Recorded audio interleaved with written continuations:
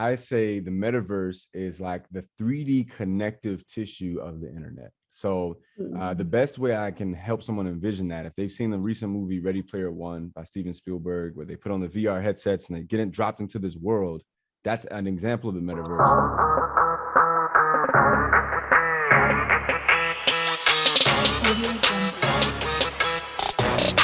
What's up, y'all? We got another episode here at Black and Meta. Super excited with my guest today. This is my buddy, y'all. Like, we have been connected for a few years now. And when I tell you, this is Mr. Fascinate himself. He's been seen on Forbes. He's been seen on ABC News. I mean, you name it, he's been there. And I'm super excited to have him as a guest on our show today to talk about all things metaverse, all things emerging tech, innovative tech. I mean, he is the guy. It is none other than Mr. Justin Shaifer. Justin, what's up? How are What's you? up, Tina? Yo, appreciate you inviting me on the platform. And I'm just so excited for what you're building. And I think you see where this stuff is going. So I'm excited to build with you.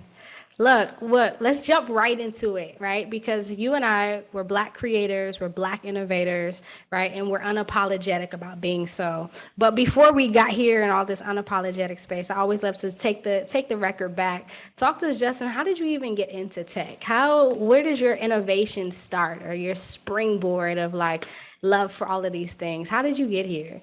Yeah, so one of the things I think back to, so I was born and raised on the south side of Chicago, and I was in one of those environments that didn't really support interest in tech. You know, I was always secretly a little nerd, right? I love science, I love technology, but I never really had opportunities to display those interests. You know, like it's not really that cool to be on the south side of Chicago talking about those kind of things, right? And so it actually wasn't until I got to Hampton University, which is a historically Black college, that I majored in a science program, and it exposed me to all kinds of stuff in the broader STEM ecosystem, science, tech, engineering, and math ecosystem. And yeah, from there, I mean, I worked in a tech job for a little bit, and I realized that no one in the space looked like me. And I was like, you know what? I had this crazy idea that it should be a full-time job to get other young people that look like me, that have my cultural background, into these kind of spaces. And this was before all the influencer culture and all that.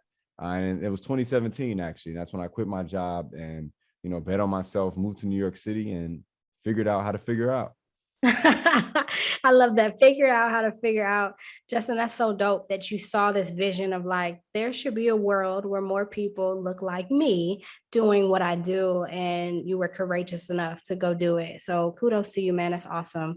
So now what do you do? Tell us a little bit about the work that you do now. So 2017 is when it all started. Fast forward, here we are, a few years later, and you've been featured in all of these magazines. You're doing amazing things. Every time I see you, you're on a plane speaking somewhere, right? Tell us a little bit about what you do now and what your passion is.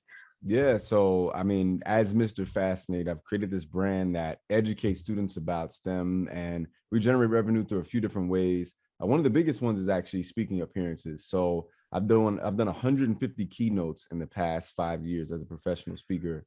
I've traveled all over the world: Dubai, Bahamas, Australia, and several other places domestically. One of the other ways that I'm generating revenue now is through TV and media appearances. So I've produced shows with folks like PBS Digital Studios, ABC News, Soul of a Nation, which is on Hulu.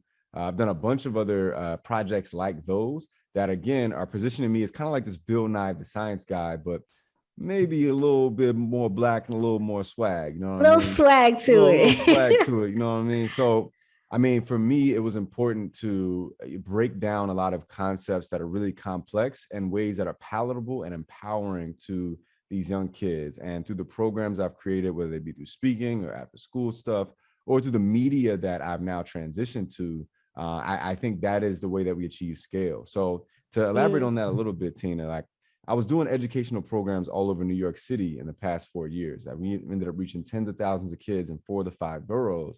And I recognized that my barrier to reaching more kids with STEM was scale, because I can only be so many places at a time, right? I can only hire a certain amount of staff, but media representation was the way that I achieved scale with reframing STEM in the minds of these young people. And so I moved to LA after doing a couple of TV gigs in New York. I figured I can get the hang of this thing. Moved to LA 8 months ago, another bet on myself. And I said, I'm going to build for STEM what ESPN has built for sports. It's going to glamorize STEM in this way that it gives kids intrinsic motivation to pursue the careers. Ah, I love it. Invigorating. I don't know how somebody listens to this and not already be jumping out their seat, just inspired by the work that you're doing. And your passion is like bleeding through the screen, man. I love it. I love it so much. So let's do this then, because it's virtually impossible to have a conversation about innovation and emerging tech without talking about what's now hot on the radar, right? With NFTs, the metaverse, Web3, this entire ecosystem. Tell us a little bit, with you being just the brilliant mind that you are and the researcher that you are, what is your take on all of these things and this new iteration of the internet that's now at the forefront? Man, I gotta say, I first got hip to Web3 probably in an early part of 2021, right? So I know Web3 was coined by Gavin Wood, who's the co-founder and CTO of Ethereum, formerly, and now the founder of Polkadot. And this idea of Web3 is like this internet that's not centralized, right? This internet that people that use the products and services can profit off of consumption and production of the products and services. So almost like an Instagram page where instead of getting likes, you get paid in coins on an Instagram token, right? That's an example of a Web3 platform. And to me, I see this as an extension of my work, right? Like, this is an innovative technology that can literally be used to empower people that decide to learn first. The first learners in this space are the ones that get access to the highest quality information, the highest quality knowledge, and the highest the highest return on their investment opportunities. So, you know, as soon as I started learning about this Web3, like my interest level exploded, my engagement exploded, and I was like, all right, I got to take a real deep dive on this. You know, and so started, I think, like a lot of us on YouTube University, I started diving into forums, got into Discord chats, and you learn that it's really hard to get like a university education, like a degree level education in anything Web3 and blockchain, because it's so new right now. But I think that's the most exciting part about it, is that the information is right there as long as you know what to look for and know what the terminologies are. And that's something I spent the past year or so learning before I launched a project in our Web3 space. Yeah. Let's talk about that project. It sounds like what's exciting to you may be in that metaverse NFT space. Talk to us a little bit about your project and what you're seeing in there. Yeah, so Tina, I think the coolest thing about our project, so it's called High Tech Heroes, right? This is a collection of Afrofuturistic characters on an NFT project, and we're gonna go live on OpenSea on April 28th officially. So super excited about that. But the coolest thing about it is that, yeah, this is this dope art. She's a friend of mine, Tony Weathers. Shout out to her.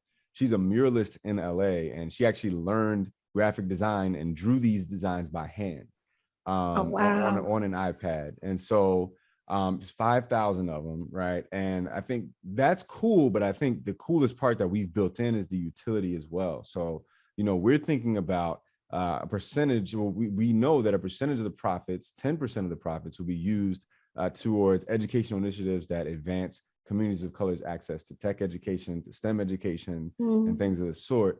And we're also looking at membership benefits and brand deals. And some of those are ongoing conversations with brands. But, you know, we're thinking about this from a practicality standpoint. I think there's a lot of hype around NFTs right now. And it's justifiably, right? There's people that have made a lot of money in a short period of time for not a ton of effort, right? And so you start to, the quality level of both the art as well as the utility has increased over time. You know, what we've seen in the space is that it's not just about creating some dope art. Like, there's a lot of dope art out there, but like, what can that art actually do for the person that purchased it, right? I'm not just buying a screenshot of a JPEG, or is that actually going to do something for me? And so with our collection, we recognize those valid critiques of the current NFT ecosystem, and we want to build the utility on top of the art that we're unleashing to the people. Wow, that's so dope. I love the utility piece of this, that you're not just creating something that just is art, but you're creating original art, but also has this functionality to it that you can be able to, one is give back, which I think is amazing, but then two, allow people who hold the NFT to have access to certain things, community, all of those access points that allow us to level up. I think that's so awesome. So let's unpack this a little bit, Justin, right? And maybe even take a step back, because I know that the people that are listening right now, they're new to this game, right? So we talk NFTs and we talk the metaverse and all of these things. What can happen is that sometimes it goes over our head. Let's take a step back, and I would love to hear from your perspective, like how would you define the metaverse and how would you define NFTs? What would your two definitions to make it practical for somebody? Yeah, so I've defined it so many times. I say the metaverse is like the 3D connective tissue of the internet. So the best way I can help someone envision that, if they've seen the recent movie Ready Player One by Steven Spielberg, where they put on the VR headsets and they get dropped into this world, that's an example of the metaverse. Another much more popular example in our pop culture is the Matrix, right? You jack in and you're in this virtual reality that is like you can't perceive the difference between that and reality. All right. So you can think of it for our practical purposes as, again, this 3D connective tissue of the internet that links all of the things that we're doing in physical virtual space. Right. And so what that means is, let's say Tina and I are doing a Zoom interview right now. Let's say in the metaverse, like we've actually done, we could be sitting in a room across from each other, having the same conversation. And then, oh, let me go check my email. So you can walk into maybe like a physical mail room and then pull out a mail slot and open it up and read the letter. Now, that might not be a super practical example, but things like, let's say Tina and I are bored having a conversation here and we're like, you know what, let's go play some virtual ping pong while we're having our meeting to keep our minds stimulated, right? And we can get up and we can literally play ping pong back and forth while we're still having the conversation. So it offers these opportunities to have a more immersive interaction with people. As again, you blew my mind with a couple of weeks ago, Tina, when we were fist bumping each other, going to kickbacks, and we got closer to the speaker in the house at the kickback in the metaverse, and the speaker got louder. And like when I'm talking to Tina, I'm standing a couple of feet away from her. She can hear me, but the person like 10 feet away can't hear her. It's realistic in this immersive way. And so that's just one example of a metaverse platform that we used. But this is such an early space. There's a lot of speculation. There's a lot of barriers to access for people. But that's why I think it's so dope what Black and Meta is doing, because y'all are literally reducing those barriers, from one, with education, but two, with just giving it life, like making it culturally relevant and making it palatable. Yeah. That's awesome. That's awesome, man. Thank you for that, and I appreciate your kind words. But we're also just trying to do following your footsteps. I think that's the very same thing that you were doing. I'm jumping into this in 2017 and saying, hey, I see a vision for more people that look like me to make this happen. And so thank you for trailblazing the way, and how you've done it. And I agree that the metaverse is I love how you're putting it. It's this immersive experience. It's like, instead of being like on the internet, we're in the internet and we're in these spaces, right? Such a great way to put it. Justin, I want us to shift for a second. And even as we're bringing in the conversation of Black and brown and color, any thoughts and advice that you would give to, our audience listening right now, who is maybe hesitant or on the fence, or just thinks that, oh, they're just playing games? What thought would you say, or insight would you give to someone who wants to know, but not really sure? How do people find their place in this? You're saying it specifically in the metaverse, right, Tina? Like if they're like, Correct. I don't know Yep. where to go. Okay, so I think, Or if they should even get in. Let me say it that way, right? Like what would you say? And maybe I'll just do it this way and I'll cut that part. So let me ask you a more direct question. What would your thought be, Justin, for Black and brown people listening right now who say, okay, I hear you, Justin. I'm convinced that this is important and that this may be the next iteration, but I'm not even really sure where to start, how to find my place, what to do. Is it for me? Is it not for me? What thoughts or advice would you give to that person? So I would start on YouTube University, honestly. Like, you just search metaverse, and I think you'll find something that's interesting to you, because the ecosystem has exploded like quickly, right? Yeah. There's like the Facebook, the metaverse platforms like Horizon Worlds. Then there's like the more 2D versions like Decentraland that are more decentralized, and they're in the Web3 ecosystem. But like, I think part of it is just like watching those high level videos. If you hear a term that piques your interest, then search that term, and then search that, and then you kind of start to build this tree of knowledge from, you know, your learning journey. And then again, I think one of the coolest things that's advanced my learning pretty quickly was one, Discord. So like, if you haven't ever downloaded the app Discord, you can join a lot of these Discord groups. Like there's like a ton of metaverse groups out there. I don't know if does Black and Meta have a Discord? We don't have a Okay. Discord. Okay. Well, I'm sure come soon come. But there's It's on the way. Yeah, there's ton of Discord groups out there to just join and see what, because I think sometimes the dialogue that people are having makes the interaction more immersive. The other thing I actually do is, I ain't gonna lie, I have like a burner Twitter, and it's like it's got a fake profile picture and everything, but it's what I call a learning Twitter. And so what I do is I follow a bunch of people in like crypto and Web 3.0 and Metaverse. I just kind of search those terms and I see what thought leaders are in the space. I just follow them, and you know, instead of mindlessly scrolling down my timeline, which a lot of times you spend hours a day doing, I'll use my learning Twitter and I'll be passively learning about all the things that I'm really interested in learning about. So that's just another really cool way to like expedite your learning process.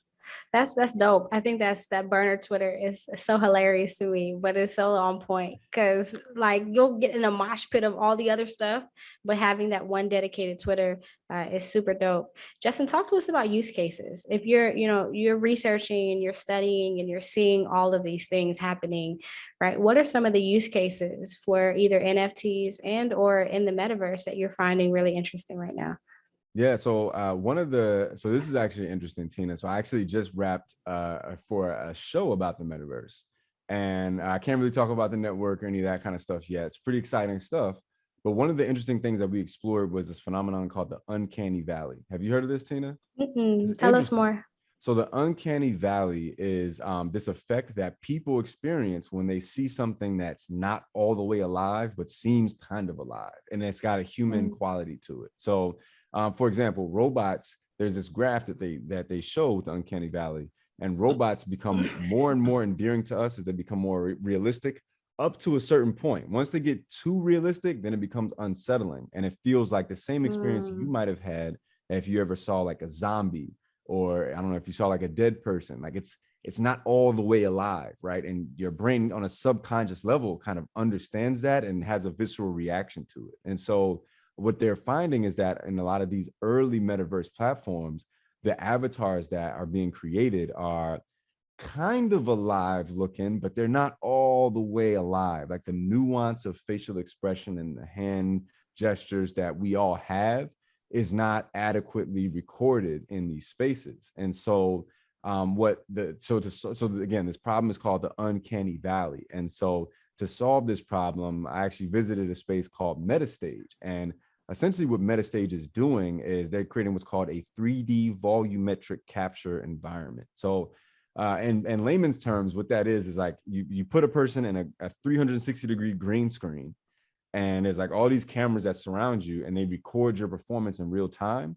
And then they can turn that performance into an avatar, an OBJ file that is a 3D asset. Yeah, so I actually did a performance. I actually have a copy of the asset I can show you. So I did like a 3D performance of the Matrix, actually, because you know that's my movie. So I'm like dodging bullets and stuff, and then they recorded all this, and there's like a literal, like I could literally create a figurine of myself like dodging a bullet in real time.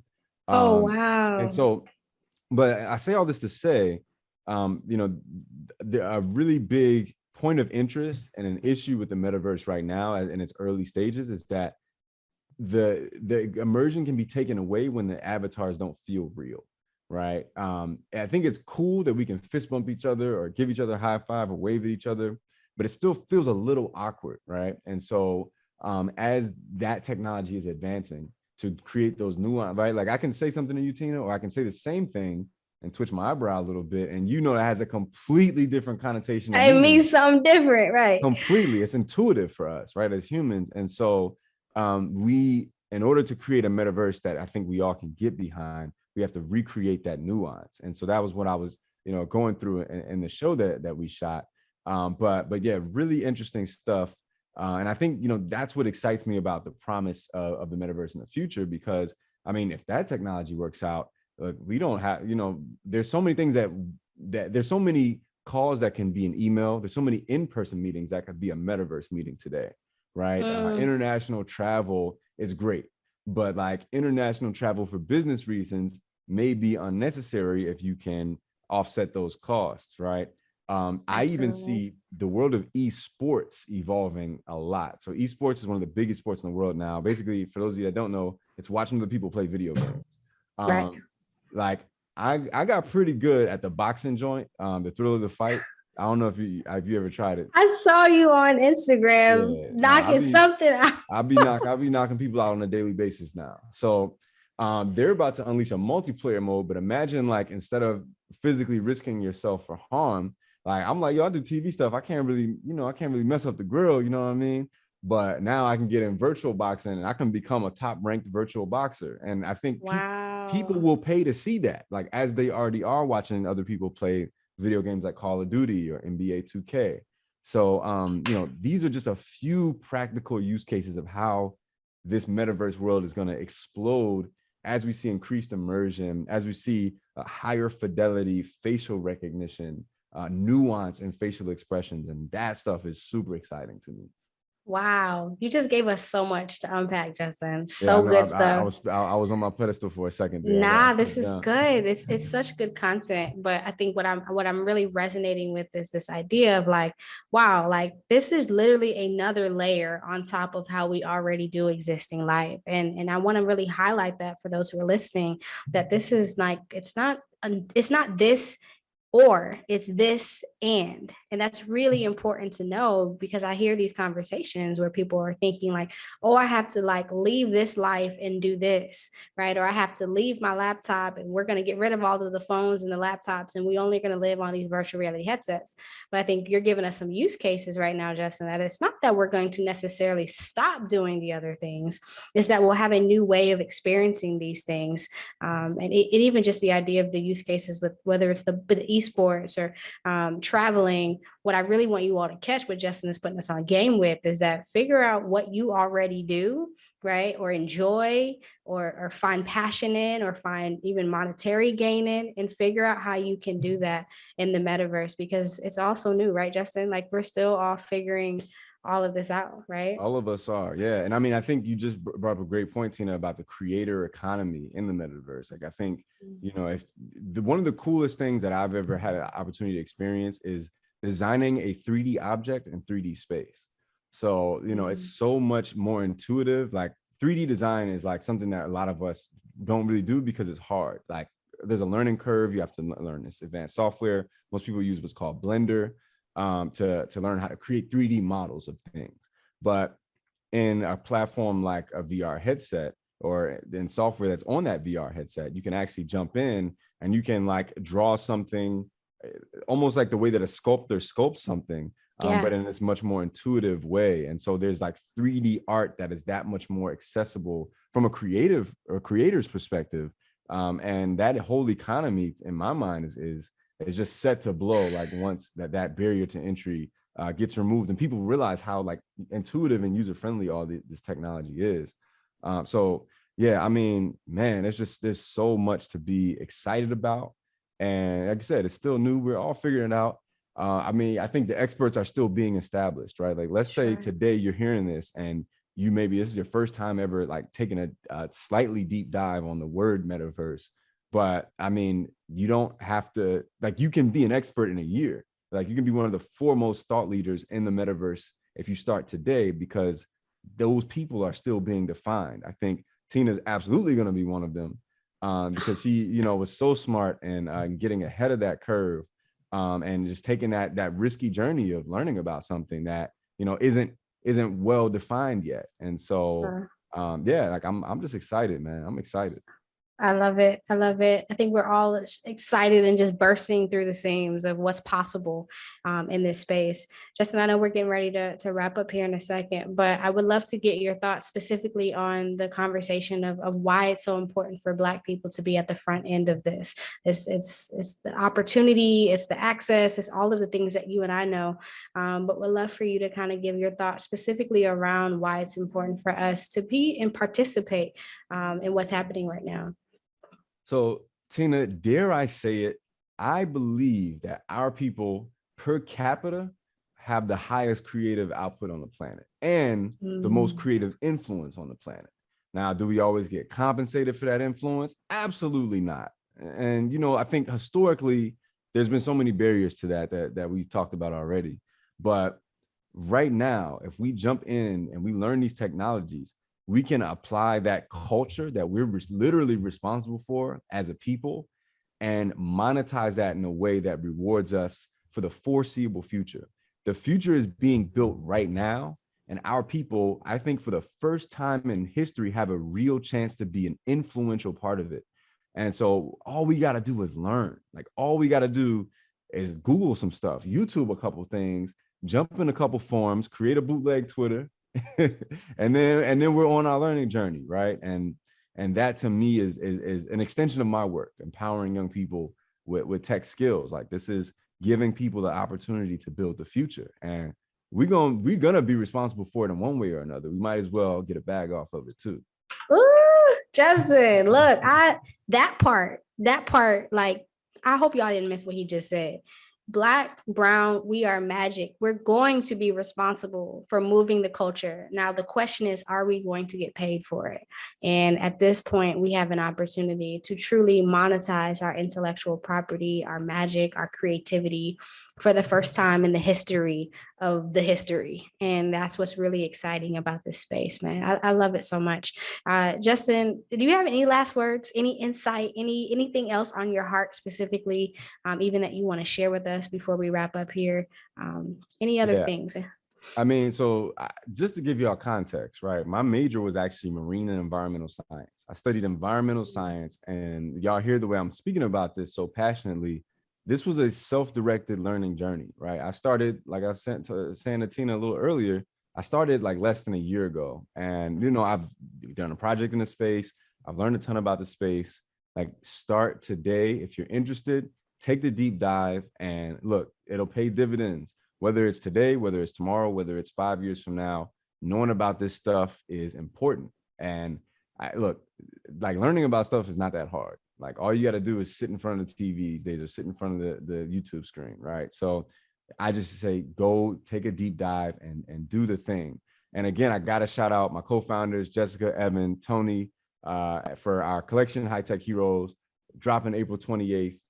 We have a launch party in LA. It's free to the public. It's going to be in Hollywood. So definitely check that out. But yeah, no, I'm super excited about the future of the metaverse. That's awesome. Justin, thank you so much for just being with us, sharing your knowledge, your insight. You know, this won't be our last time having you on the platforms. I'm just super excited about having you here today. Look, this is just the beginning, you all. You heard Justin say it.